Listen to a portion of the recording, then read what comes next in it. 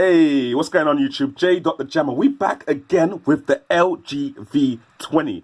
And I had it for 24 hours now. I'm going to do a little mini review on a couple of things that I've noticed about the phone. A couple of things which I think are cool. A couple of things which annoy me. Couple of things which annoy me are the fingerprint sensor. I'm not sure if it's because I've got so much greasy chicken on my fingers, but it's not that responsive to me. Sometimes it just doesn't come on. Sometimes it takes a bit too long to come on. To be honest, in the grand scheme of things, it's not that deep, but I think I've just been spoiled by the OnePlus 3. Look, it's not even coming on now. I think I've just been spoiled by the OnePlus. Okay, hold on. There we go. Yeah, as I was saying, I think I've been spoiled by the OnePlus 3 having such a quick, fingerprint sensor, and I think it's mainly because of the turning on animation or the screen on animation being so long and slow on these flagship devices. But yeah, apart from that, fingerprint sensor's okay. Also, the home screen was my next little niggle. It's got this kind of iPhone feel to it because all your apps are now on the home screen. Yeah, I mean, you can chuck Google Pixel Launcher on it, which is what I've done obviously, but it doesn't really take to the Google Pixel Launcher like other phones do. And I'll show you what I mean by that. I mean, you can still scroll up as you normally do, and you can still, hold on, have your apps and widgets and stuff like that on the home screen. But you've got this little blurred out bar at the bottom, which, for the first of all, is not on any other phone that I've ever tried to put the Pixel Launcher on. Also with the Pixel Launcher, you're supposed to be able to put 5, icons down on this bottom bar, but for some reason it says that I can only put 4 and that there's no more room.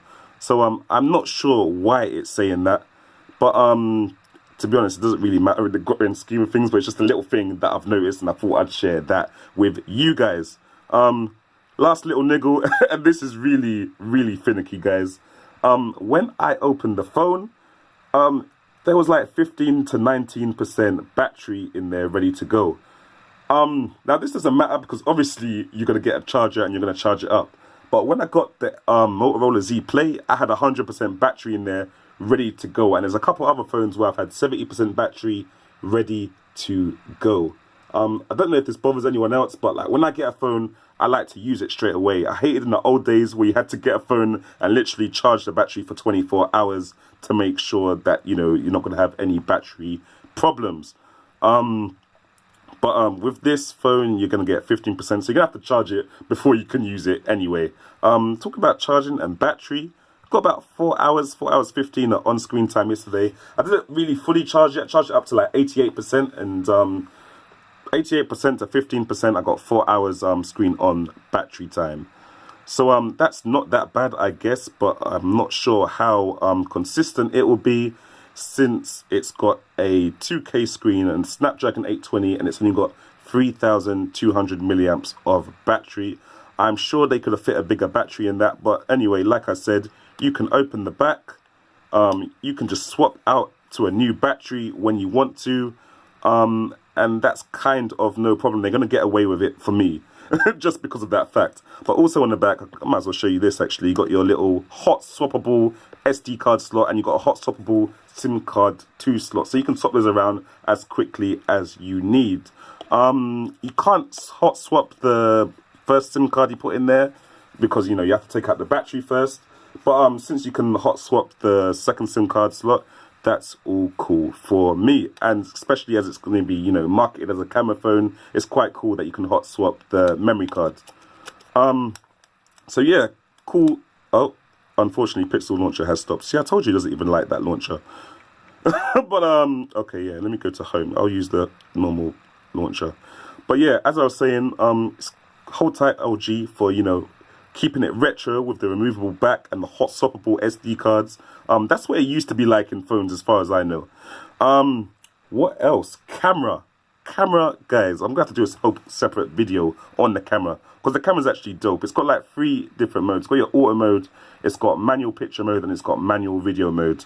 I'm more interested in the manual video mode, but I'll just show you this little wide angle lens thing you got here. So this is the normal lens you got here, the 60 megapixel lens, and then it goes out to this 8 megapixel lens where everything's like a GoPro. It's kind of dope. It's got the same thing as the LG G5 basically, but the camera app here just seems a bit more refined.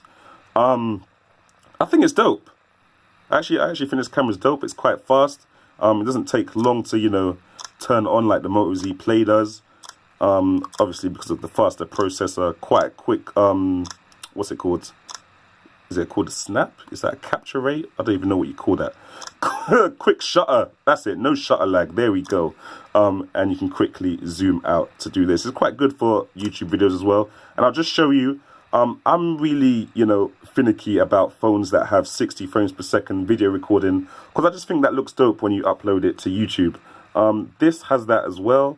It's got 30, 24, it's got 1 and 2 frames per second and 60 frames per second. And what's more is this camera has 21.9 ratio recording. So that means I can take a picture or take a video, show it on my ultra wide monitor, and it will look, you know, it will just fill out the monitor. There will be no black bars on the side. I might try and upload a couple of videos on YouTube in 16.9 ratio. I'm not sure if YouTube actually supports that, but you know, I'll give it a go. You also got a lot of options down here for microphone settings. You know, you can have microphone, you know, more sensitive from the front, the microphone more sensitive from the back. If you know, you want the recorder's voice to be more in focus. And you got gain, you got all this kind of microphone stuff that I don't even really understand at the moment. So I'm going to just leave that where it is. But yeah, like I said, it's quite a multimedia camera phone. And all those camera options are quite dope. I didn't really see them on the LG G5. Even though the LG G5 literally has the same cameras on the back. So the app's a lot more refined in here. What else have we got? RAM performance and general performance. It's quite dope. It's quite cool. I mean, as you can see, the phone's quite new anyway, so obviously it's going to be snappy. But, I mean, what have I got in memory? Have I got anything that's been in memory a while ago? Calendar, still in memory. What else have we got? Music, still in memory. What's this? eBay. Is eBay? Oh, eBay's loading. Oh, eBay, naughty eBay. Instagram, yep, still in memory. There you go. Is Twitter in memory still? Where's Twitter? Twitter, are you still in memory? Yep, Twitter's still there. Twitter's still there in memory. So, yeah, RAM seems cool. I know the OnePlus 3 had 6 gig of RAM, but I think 4 gig is the sweet spot, really. 4 gig is all you actually really, truly need, kind of thing, for, you know, decent multitasking. Apart from that, it's got that second screen. Now this second display is all about just displaying, you know, things that you might need on the fly. So you can look at your phone, you can see the time, the date, and you can see a couple of notifications that you would have got. You can swipe that across as well. You can see what music you're playing, swipe that across again, and you get access to quick settings like flashlight, you know, Wi-Fi, Bluetooth, and your sound settings. What is this in the corner? Oh, okay, so you can make a quick note. Yes, that's the secondary screen, and you know, when you have the phone turned on, it turns into some kind of, like, where's the word? Oh, yeah, it's got your name at the top, so you can do that if you want to. The second screen's not really had that much use for me, though, because it's so far up the phone. My hands are already quite big, and it's hard for me to reach all the way up here. So, that's a bit annoying, but, yep, at least it's there for you to, you know, glance at it when you pick up the phone, which I think is its main purpose.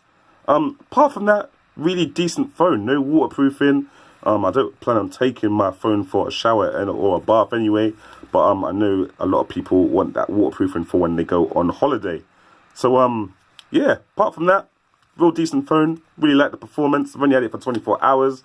I'd like to do another review on it a couple months, well, maybe a month or 2 months later, if my dad gives it back to me. But yeah, dope phone, LG V20. And it's so underrated. Not that many people know about it. So I'm going to do a couple of videos of this and the Moto Z Play. But yeah, guys, thanks for watching. Leave a comment in the comment section below. Subscribe and like if you enjoyed this video. And if you have already subscribed and liked, I will catch you in the next one. Thanks for watching. Jamo out.